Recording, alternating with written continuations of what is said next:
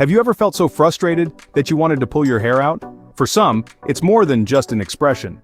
This is the reality of trichotillomania, a hair-pulling disorder that can lead to noticeable hair loss and distress. It's often a coping mechanism for stress or anxiety, and it's surprisingly more common in women than you might think.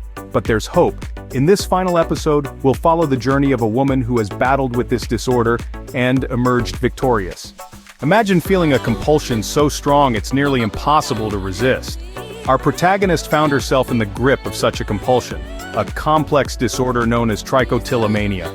This wasn't a choice, it was an invisible force that took hold of her, compelling her to pull out her own hair, strand by strand.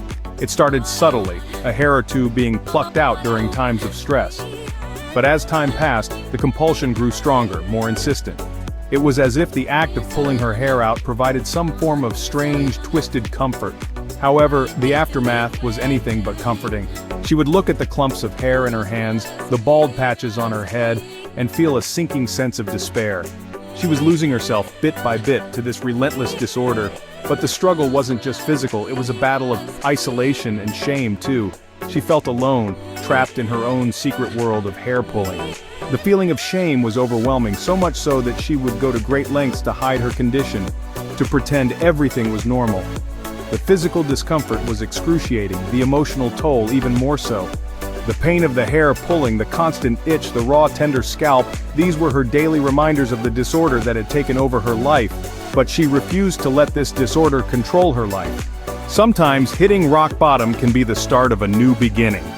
And for our heroine, this couldn't ring truer.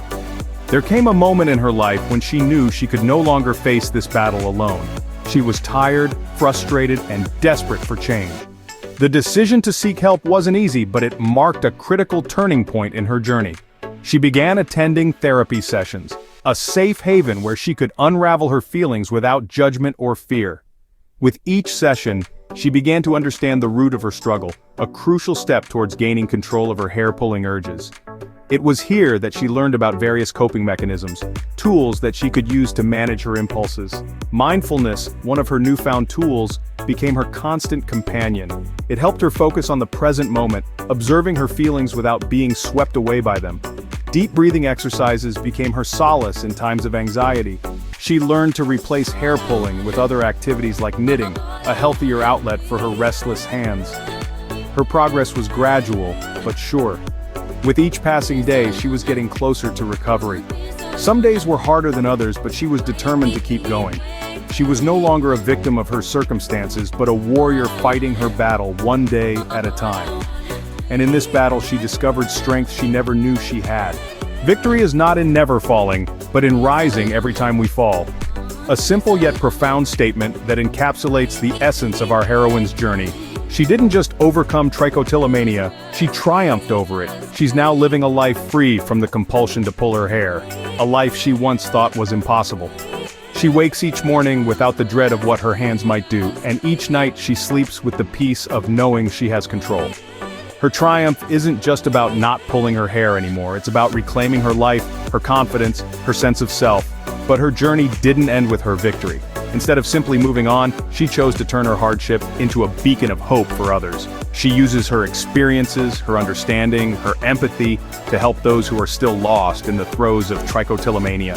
She reaches out, lending a hand, offering a shoulder, becoming a guiding light. She's not just a survivor, she's a savior. Her journey is a testament to the resilience of the human spirit. A testament to the fact that no disorder, no compulsion, no challenge is too great to overcome. And so, she turned her struggle into her strength, proving that the human spirit is more powerful than any disorder.